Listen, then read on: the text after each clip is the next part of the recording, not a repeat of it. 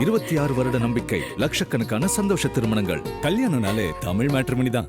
S, வீடு, schools, hotels, store room இங்கெல்லாம் partition wall கட்டணும்னாலும் இப்போ பில்டிங் போனஸோட first choice Renocon Rapid Wall Panels. வணக்கம், வாழ்க வளமுடன், வாழ்க வளமுடன், வாழ்க வையகம். நான் உங்கள் பண்டிட் விஜய். என்னுடைய வெளியில் பார்க்கக்கூடிய அன்பர்கள், என்னை எங்கேயாவது தொடர்பு கொள்ளக்கூடிய நண்பர்கள் என்ன சொல்லுவாங்கன்னா, உங்களுக்கு தொடர்பு கொண்டோம், நம்பர் கிடைக்கல, நம்பர் சுவிட்ச் ஆஃபில் இருக்குது, இப்படி தான் சொல்கிறாங்க. அப்படியெல்லாம் கிடையாது. நாங்கள் கீழே ஸ்க்ரோலிங்கில் காலையில் 10 to 1ன்னு டைம் போட்டிருக்கோம், ஞாயிறு விடுமுறைன்னு. 4 வருஷமாக அந்த வீடியோ, எல்லா வீடியோலையும் அந்த ஸ்க்ரோலிங் மாதிரி ஓடிக்கிட்டே இருக்கும். அதை யாரும் கவனிக்கிறதில்ல. அதனால் நானே பேசுகிறேன். காலையில் எங்களை தொடர்பு கொள்ளக்கூடிய நேரம், ஜோதிடம் பார்ப்பதற்கு எங்களை தொடர்பு கொள்ளக்கூடிய நேரம் காலை 10 to 1. மற்ற நேரங்களில் அது சுவிட்ச் ஆஃப் செய்யப்பட்டு தான் இருக்கும். ஏன்னா எந்த நேரம் ஃபோனில் பேசிகிட்டு இருக்க முடியாது. அதே மாதிரி ஞாயிறு அன்று விடுமுறை. மறக்காமல் அந்த கீழே இருக்கக்கூடிய 2 நம்பர் இருக்குது, அதுக்கு தொடர்பு கொள்ளுங்கள். எங்களை தொடர்பு கொள்ளக்கூடிய நேரம் திரும்பவும் சொல்கிறேன், காலை 10 மணியிலிருந்து 1 மணி வரை. அதுக்கப்புறம் பார்த்திங்கன்னா சுவிட்ச் ஆஃபில் தான் இருக்கும். அது போக ஞாயிறு அன்று எங்களுக்கு விடுமுறை. நன்றி, வணக்கம், வாழ்க வளமுடன். கோடீஸ்வர யோகம், லட்சாதிபதி யோகம், இதெல்லாம் உண்மைதானா சார்? இருக்குங்கம்மா. உதாரணமாக சொல்கிறதா இருந்தால், பொதுவாக நிஷ்கல யோகம்னு ஒன்று. இந்த நிஷ்கல யோகங்கிறது முன் வாழ்க்கையில் கஷ்டப்படுத்தி பின் வாழ்க்கையில் கொடுக்கும். 9ஆம் அதிபதியும் 11ஆம் அதிபதியும் கேந்திர திரிகோணமாகி சுபருடன் சேர்க்கை பெற்றால் அவங்க தான் உதாரணமாக அம்பானி மாரி, பில்கேட்ஸ் மாதிரி நித்திய கோடீஸ்வரர்கள். சனிதாம இருக்கிறே லாபாதிபதி. ஆனால் எல்லாரும் குருவை தானே சார் சொல்லுவாங்க.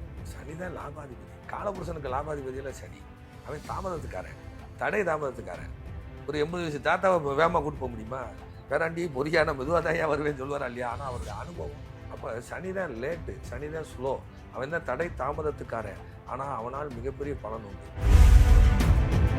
9, 11 கூட வளர்த்தாலும், குருச்சுக்கரன் வளர்த்தாலும் கோடீஸ்வர யோகம் உண்டு. குரு சுக்கிரன் காம்பினேஷன் தான் அது மன வாழ்க்கைக்கு டிஸ்டர்ப் பண்ணுது. அவங்க எதிர்பார்த்த லைஃப், மன வாழ்க்கை, சந்தோஷம் அவர்களுக்கு இல்லை. ஆனால் பெரும் பணத்தை கொடுத்துருது. இந்த 3-4 கட்டத்துக்குள்ள குருச்சுக்கரன் இருக்காலாம் ஆடி தீர்த்துருக்கு. 30 வயசுல பெரும் பணத்தை கொடுத்துருக்கு. ஆனால் அந்த பணமும் அழிஞ்சிருக்கு. 40 வயசு ஸ்டார்ட் ஆகும் புறத்தை காலி பண்ணி பெரிய ஒரு டிராவல்ஸ் அதிபர் 30, 35 வயசுல பல கோடி பெருசாக இருந்தார். இன்னைக்கு ஆளக்கான ஆள் இருக்கடம் தெரியல. இப்போ லாட்ரி அடிக்கிறதுலாம் பார்த்தீங்கன்னா ஒரு நொடியில் நடக்கக்கூடிய நிகழ்வு. இந்த மாதிரியான பண வரவுக்கு பின்னாடி ஏதாவது ஒரு சூட்சுமம் இருக்குமா சார்? அதான் 4-10 நிஷ்கல யோகம், திடீர் காசு. திடீர் காசு, அதுக்கும் அதுதான் குருச்சுக்கரன் சம்மந்தப்பட்ட திடீர் அதிர்ஷ்டம். 8 கூட ஒரு மாதிரி பணம் கொடுத்தாலும் யாருமே கிடையாது. ஆதன் ஆன்மீகம் நேயர்களுக்கு வணக்கம். நம்மளுடைய ஆதன் ஆன்மீகம் சேனல்ல தொடர்ந்து பரிகாரங்கள் மூலியமா மக்களை கவர்ந்து கொண்டு இருக்கக்கூடிய பண்டிட் விஜய் சார் தான் இன்னைக்கு வந்திருக்காங்க. வணக்கம் சார். வணக்கம்மா. வணக்கம். வாழ்க வையகம், வாழ்க வையகம், வாழ்க வளத்துடன். நல்லா இருக்கீங்களா? நல்லா இருக்கேம்மா. சார், சிலர் சொல்லுவாங்க, நான் வாழ்க்கையில ரொம்ப கஷ்டத்துல இருந்தேன், திடீர்னு எனக்கு ஒரு ஜாக்பாட் அடிச்சது, எனக்கு ஒரு கோடீஸ்வர யோகம் வந்தது, நான் கோடீஸ்வரன் ஆயிட்டேன், லட்சாதிபதி ஆயிட்டேன் அப்படின்னு சொல்லிட்டு. உண்மையாவே இந்த கோடீஸ்வர யோகம், லட்சாதிபதி யோகம் இதெல்லாம் உண்மைதானா சார்? இருக்குங்கம்மா. இருக்கு இருக்கு இருக்கு எல்லாமே அவ்வளவு. எத்தனை விஐபிஸ் இருக்காங்க. உதாரணமாக சொல்கிறதா இருந்தால், பொதுவாக நிஷ்கல யோகம்னு ஒன்று இருக்குது. நிஷ்கல யோகம். நிஷ்கல யோகம் அப்படின்னு பேர். இது என்னட்டிங்கன்னா 4-10 தான் நிஷ்கல யோகம். கிரக சேர்க்கையில் எடுத்திங்கன்னா சனி சந்திரன். சனி சந்திரன் சனி அதெல்லாம் லேட்டாக வேலை செய்யும், முன்னாடியே கிடைக்காது. சனி தூரதேசத்துக்காரன். சந்திர வீட்டிலேருந்து 8வது இடம் அவன் வீடு. இவன் காலபுருஷனுக்கு 10 கூடையவன், காலபுருஷனுக்கு லாபாதிபதி. சந்திரன் காலபுருஷனுக்கு 4 கூடையவன். அப்போ அந்த சனி சந்திரன் காம்பினேஷனும் நிஷ்கல யோகம் தான். அவங்க ஜாதகத்தில் 4ஆம் இடம் 10ஆம் இடம் காம்பினேஷன் இருந்தாலும் நிஷ்கல யோகம். இதை விட பார்த்தீங்கன்னா 9, 11 கேந்திர திரிகோணம் ஏற அவங்க தான் மிகப்பெரிய கோடீஸ்வரர்கள். 9ஆம் அதிபதியும் 11ஆம் அதிபதியும் கேந்திர திரிகோணமாகி சுபருடன் சேர்க்கை பெற்றால் அவங்க தான் உதாரணமாக அம்பானி மாரி, பில்கேட்ஸ் மாதிரி பரம்பரையா பணக்காரங்க. அவங்கெல்லாம் நித்திய கோடீஸ்வரர்கள். இந்த நிஷ்கல யோகங்கிறது முன் வாழ்க்கையில் கஷ்டப்படுத்தி பின் வாழ்க்கையில் கொடுக்கும். முன் வாழ்க்கையில் கோடீஸ்வரர் கொடுத்தா பின் வாழ்க்கையில் கவுத்தி போட்டுரும். இதெல்லாம் லேட்டாக கொடுக்கணும். சனிதாம இருக்கிறே லாபாதிபதி. ஆனால் எல்லாரும் குருவை தானே சார் சொல்லுவாங்க. சனி தான் லாபாதிபதி. காலபுருஷனுக்கு லாபாதிபதியில் சனி. அவன் தாமதத்துக்காரன், தடை தாமதத்துக்காரன். ஒரு 80 வயசு தாத்தாவை வேகமாக கூட்டு போக முடியுமா? பேராண்டி பொறியான மெதுவாக தான் ஏன் வருவேன்னு சொல்லுவாரா இல்லையா? ஆனால் அவருடைய அனுபவம், ஆ. அவருடைய அனுபவம் இருக்குல்ல.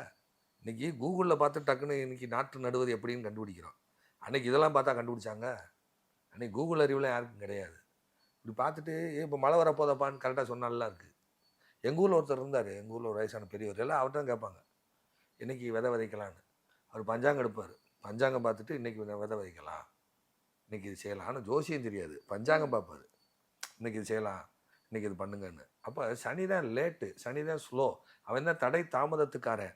ஆனால் அவனால் மிகப்பெரிய பலன் உண்டு. அதனால் வீட்டில் ஒரு பெரியவங்க இருக்குன்னு சொன்னாங்க. ஊரில் என்ன சொல்லுவாங்க, இப்போ பெரிய ஆளை கூப்பிடப்பா ஆலோசனை கேட்க. கோயிலுக்கு சில வீடுகளெல்லாம் ஒரு சம்பவங்கள் நடந்துடும், ஒரு துக்க சம்பவம் நடந்துடும்.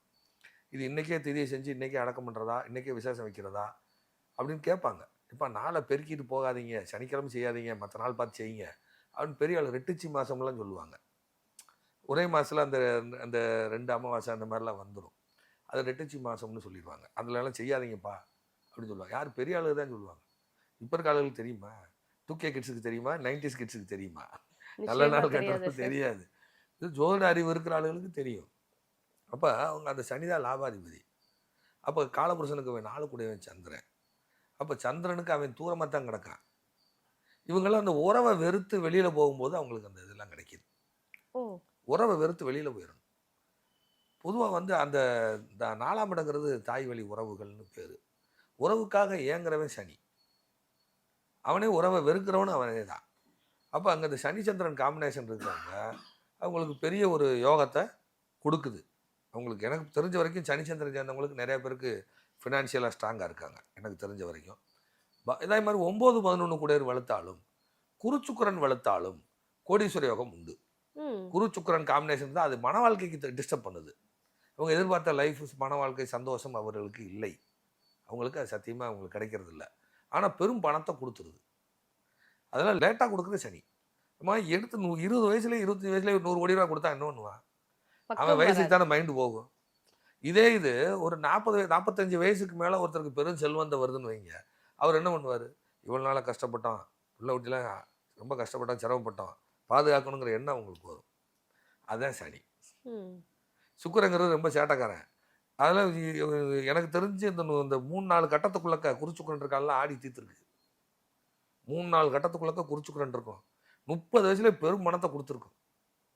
30 வயசுல பெரும் பணத்தை கொடுத்துருக்கு. ஆனா அந்த பணமும் அழிஞ்சிருக்கும். 40 வயசு ஸ்டார்ட் ஆகும் புறத்தையும் காலி பண்ணிடுவாங்க.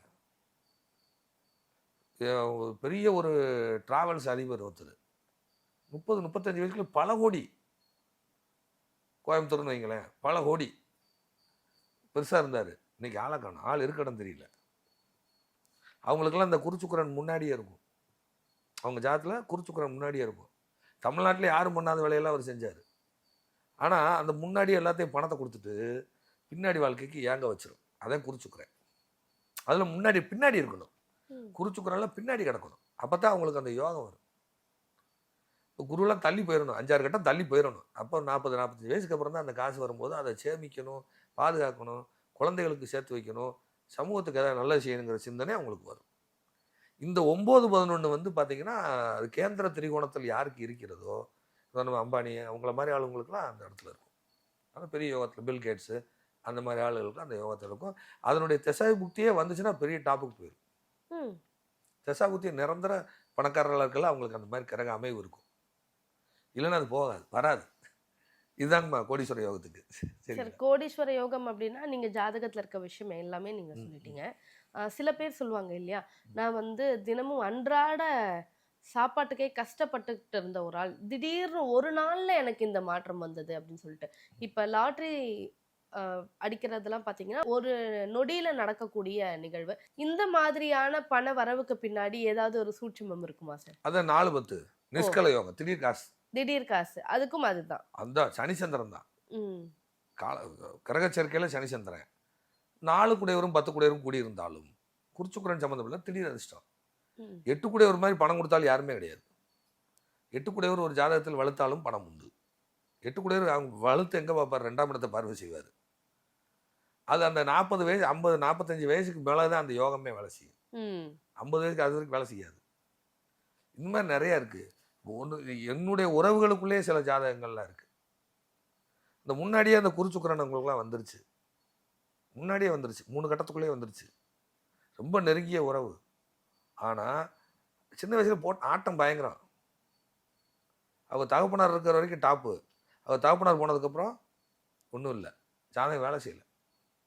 அவர் ஜாதகம்னு ஒன்று இருந்திருக்கும்ல, அவர் இருக்கும்போது சுதாரிச்சிருக்கணும்ல, அவங்க சுதாரிக்கலை. எங்கள் உறவு தான் அவங்க அவங்க குடும்ப ஜாதகம் நமக்கு நல்லா தெரியும். அப்போ அந்த ஜாதகம் பாருங்கள், அவங்க அப்பா இருக்கிற வரைக்கும் டாப்பில் இருந்தாங்க.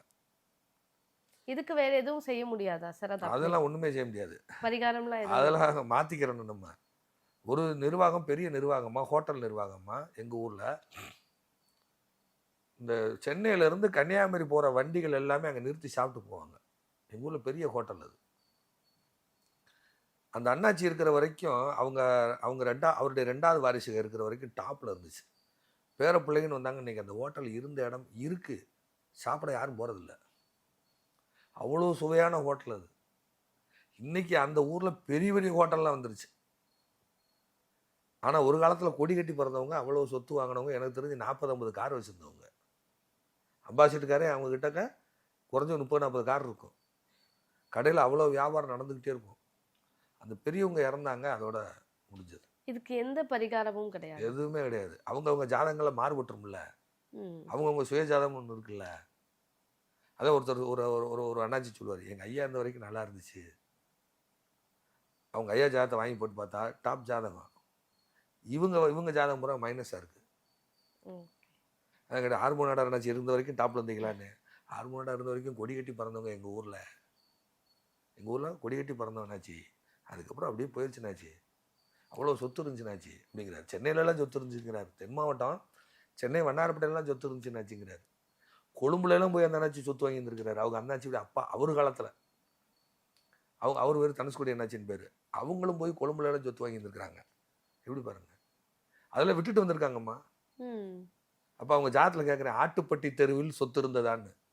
கொழும்பு மெயின் டவுனில் ஆட்டுப்பட்டி தெருன்னு ஒரு தெரு இருக்குது, பூரா மளிகை வியாபாரம் தான். அவர் அந்த காலத்தில் சொல்லுவார், ஆட்டுப்பட்டி தெருவில் சொத்து இருந்துச்சு தெரியுமா எங்களுக்குன்னு.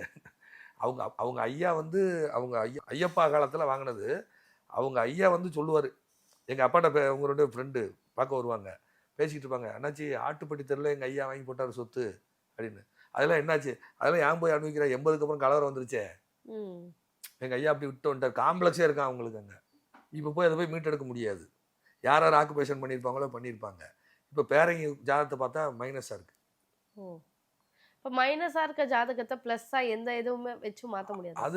அது அதெல்லாம் நம்ம சரி செய்ய முடியாது. இயற்கை ஊனம்ங்கிறத ஒன்று சரி செய்ய முடியுமா? இயற்கையாக பிசிக்கலாக ஒருத்தர் பாதிச்சிருக்காரு, அது ஊனம்னு சொல்லக்கூடாது, மாற்றுத்திறனாளி, அதை நம்ம சரி செய்ய முடியாது இல்லையா? இடையில இப்போ ஒரு டிரான்சிட்லேயோ இல்லை தசாபுக்திலையோ ஒரு இழப்பை சந்திச்சிட்டாங்க, அடுத்து வர தசாபுக்தி சப்போர்ட் இருக்குன்னா நம்ம பரிகாரம் வேலை செய்யும். சார், இப்படி தொடர்ந்து நஷ்டம் பார்த்துட்டு இருக்கவங்களுக்கு திடீர்னு டிரான்சிட்ல ஒரு பாசிட்டிவான கிரகம் வருது அப்படின்னா அந்த இடத்துல நாம ஏதாவது ஒரு நல்ல மாற்றம் கொடுக்க முடியுமா? அது சும்மா தண்ணி தெளிச்சிட்டு போகும், வறண்ட பூமியில திடீர்னு ஒரு மழை பெஞ்ச மாதிரி. அதனால நிரந்தர தீர்வு கிடையாது. தசாபுக்தி தான் மெயின். தசாபுக்தி தான் மெயின். கிரகத்தை மீது எதுவும் இல்லைம்மா, கிரகத்தை மீது எதுவும் இல்லை. நான் என் ரூட்டை தவிர எந்த ரூட்டுக்கும் போகிறதே கிடையாது. இது போதும், இதை வச்சே நம்ம சாதிக்கலாம். குருமார்கள் கொடுத்துருக்க கலை புதுசாக நிறைய கான்செப்ட்லாம் வருது, அதெல்லாம் நான் காதலே கூட வாங்க மாட்டேன். இந்த யார் நோட்டு கூட ஏதாவது புக்கு கொடுப்பாங்க, அதை படிங்க அதை படிக்கணும், கீழே விட்டுருவேன். அவங்களை புண்படுத்தக்கூடாதுன்னு வாங்கி வச்சுக்குவேன், அவ்வளோதான். ஒரு புக்கு கூட படிக்க மாட்டேன். என்னுடைய கலையை தவிர வேறு எதுக்கு போகவும் மாட்டேன். எனக்கு இது பழகி போச்சு. புதுசாக ஒரு வித்தையை கற்றுக்கிட்டு அதை கொண்டு சிரமப்பட முடியாதுல்ல. என்னுடைய நண்பர் அவரே பிரபல ஜோதிடருமா, அவரே பிரபல ஜோதிடர். இன்னொரு குருநாதருடைய இடத்துக்கு போய் அதை தேவையில்லை இவருக்கே 1000 கோயில் தெரியும். இந்த கிரக சேர்க்கைக்கு கோயில் படிக்கிறேன், இன்னொரு குருநாட்டை போய் படிக்கிறேன்னு சொல்லி படிச்சுட்டு இப்போ போய் ஃபேஸ்புக்கில் வீடியோ போட்டிருக்காரு, நான் அந்த குருநாதருடைய கலையை கற்றுக்கொண்டேன்னு. அப்போ இவ்வளோ நாள் நீங்கள் யோசிக்கிற இல்லையா? பார்க்குறவங்க என்ன நினைப்பாங்க, இவர் போய் பேட்டி கொடுக்கலாமா, இவரே சூப்பர் ஸ்டாரு, இவர் எதுக்கு போய் இன்னொரு ஸ்டாரை பற்றி பேசுகிறாரு? இந்த மாதிரிலாம் இருக்குது. நம்ம அனுபவம் இதுதான், அதை மீறி நான் போகிறதில்ல, அவ்வளோதான். எனக்கு நெருங்கிய நண்பர் அவர். இது பார்த்தா கூட பரவாயில்ல. ஸோ அவருக்கும் ஒரு இமேஜ் வந்துருச்சு, அந்த இமேஜை காப்பாற்றணும். இவர் போய் இன்னொரு கலையை பெஸ்ட்டுன்னு சொன்னால் அப்போ இவ்வளோ நாள் ஒரு சொன்ன கலை என்ன ஆகும்? நான் அதனால தான் இந்த மாதிரி சொல்லிக்க போக மாட்டேன். வேணே நம்ம சப்ஜெக்ட் போதும், அவ்வளோதான். இன்னைக்கு வந்து நம்ம கோடீஸ்வர யோகம் பத்தி நிறைய விஷயம் டிஸ்கஸ் பண்ணோம். நம்மளுடைய நேயர்களுடைய ஜாதகத்துல இந்த யோகம் இருக்கான்னு பார்த்துட்டு அவங்களுக்கு தேவை அப்படின்னா கண்டிப்பா அவங்க உங்களை தொடர்பு கொள்வாங்க சார். ரொம்ப நன்றி. கண்டிப்பா. வணக்கம். வாழ்க வளமுடன், வாழ்க வளமுடன், வாழ்க வையகம். வெளியில் பார்க்கக்கூடிய அன்பர்கள், என்னை எங்கேயாவது தொடர்பு கொள்ளக்கூடிய நண்பர்கள் என்ன சொல்லுவாங்கன்னா, உங்களுக்கு தொடர்பு கொண்டோம், நம்பர் கிடைக்கல, நம்பர் சுவிட்ச் ஆஃபில் இருக்குது, இப்படி தான் சொல்கிறாங்க. அப்படியெல்லாம் கிடையாது. நாங்கள் வந்து கீழே ஸ்க்ரோலிங்கில் காலையில் 10 to 1ன்னு டைம் போட்டிருக்கோம், ஞாயிறு விடுமுறைன்னு. 4 வருஷமாக அந்த வீடியோ எல்லா வீடியோலையும் அந்த ஸ்க்ரோலிங் மாதிரி ஓடிக்கிட்டே இருக்கும். அதை யாரும் கவனிக்கிறதில்ல. அதனால் நானே பேசுகிறேன். காலையில் எங்களை தொடர்பு கொள்ளக்கூடிய நேரம், ஜோதிடம் பார்ப்பதற்கு எங்களை தொடர்பு கொள்ளக்கூடிய நேரம் காலை 10 to 1. மற்ற நேரங்களில் அது சுவிட்ச் ஆஃப் செய்யப்பட்டு தான் இருக்கும். ஏன்னா எந்த நேரம் ஃபோனில் பேசிகிட்டு இருக்க முடியாது. அதே மாதிரி ஞாயிறு அன்று விடுமுறை. மறக்காமல் அந்த கீழே இருக்கக்கூடிய 2 நம்பர் இருக்குது, அதுக்கு தொடர்பு கொள்ளுங்கள். எங்களை தொடர்பு கொள்ளக்கூடிய நேரம் திரும்பவும் சொல்கிறேன், காலை 10 மணியிலிருந்து 1 மணி வரை. அதுக்கப்புறம் பார்த்திங்கன்னா சுவிட்ச் ஆஃபில் தான் இருக்கும். அது போக ஞாயிறு அன்று எங்களுக்கு விடுமுறை. நன்றி, வணக்கம், வாழ்க வளமுடன்.